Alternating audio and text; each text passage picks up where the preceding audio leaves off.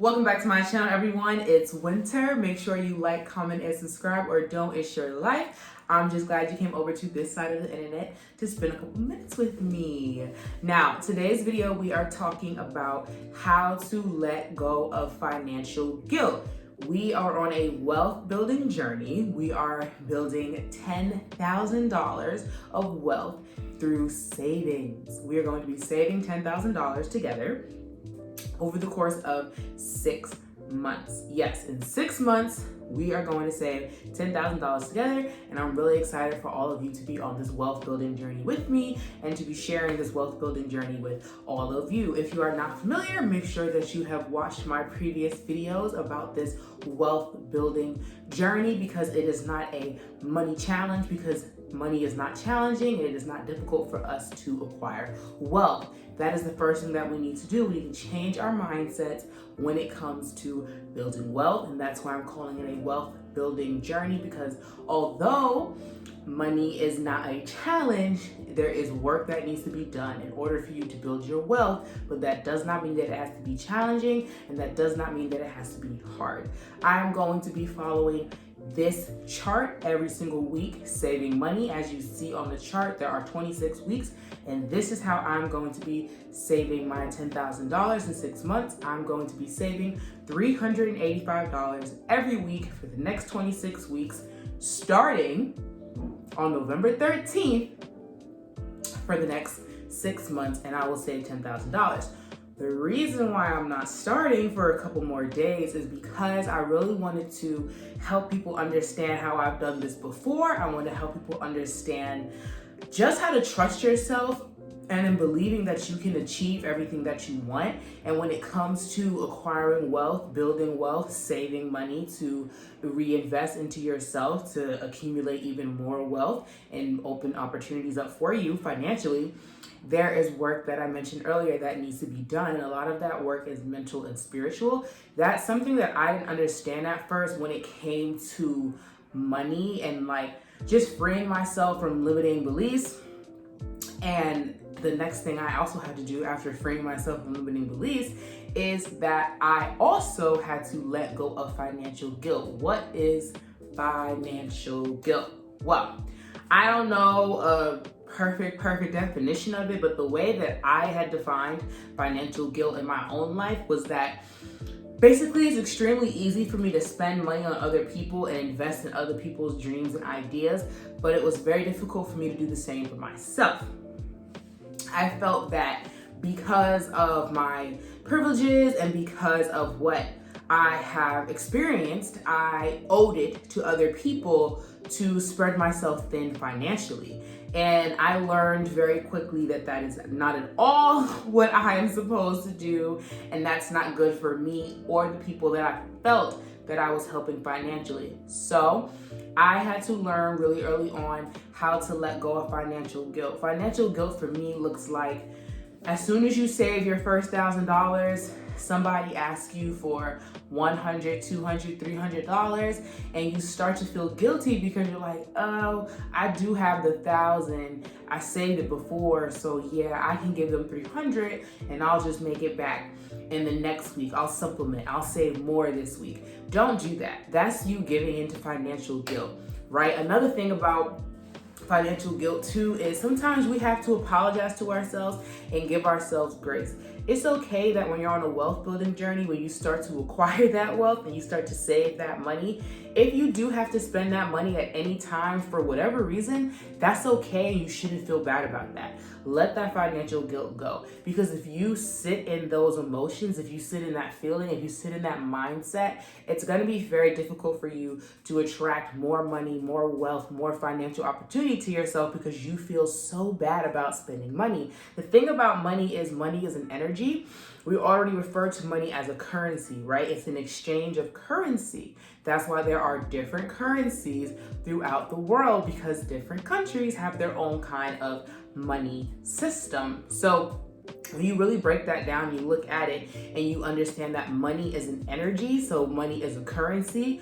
What else do we use the term currency for? Electricity. Electricity does flow and course through this entire planet. Everything is electric. Like, we've all pretty much heard that. Everything is electric. Electricity is always coursing through everything, right? You can go and shake somebody's hand and go, "Ooh, you shocked me." Electric. There was an electric current going on between the two of you and it shocked you, right?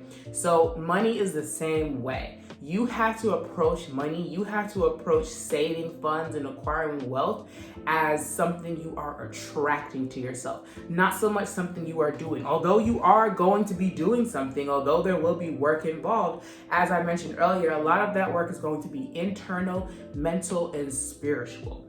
It's about aligning yourself within your true purposes and desires so you can attract the things that you need to be able to actualize those dreams and those desires and really walk and step into your purpose, right? Because we all know that our finances do mean something. Although money is a currency, it is still something that really is man-made. So when you think about it, that means that we always forever have the power of changing that current, that energy we have around money to make situations for ourselves better financially. So that's what today's video is about. I hope that I explained that clearly to you all. If you have any questions, please leave them down below, because this is a concept you can Google. Like, you can Google financial guilt and you'll find a lot of great resources.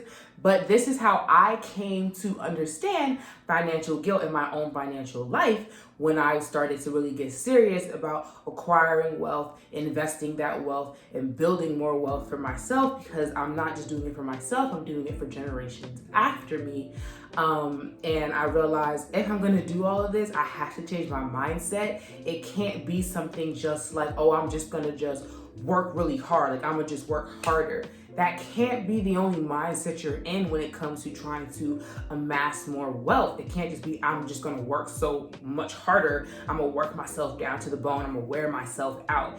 Is that the kind of energy you think is really gonna attract more abundance into your life? No, because now you're existing and operating in a lack of peace. If you're working so hard to where you don't give yourself a moment's rest, that's not peaceful, right? And things that are abundant make us feel good. When we feel abundant, we feel good, we feel peaceful, we feel at ease, we feel at rest, we feel calm, right? We have a good energy about ourselves. So I hope that I really explained the concept of letting go of financial guilt in your life, because you're gonna have to do that. But when you're preparing to build wealth and go on a wealth building journey. That's why I said before, we're not starting this journey until November 13th, because I felt like it was important to sort of take people along my thought process when I begin on a journey of acquiring more wealth. When I begin on a savings journey, I have to sit down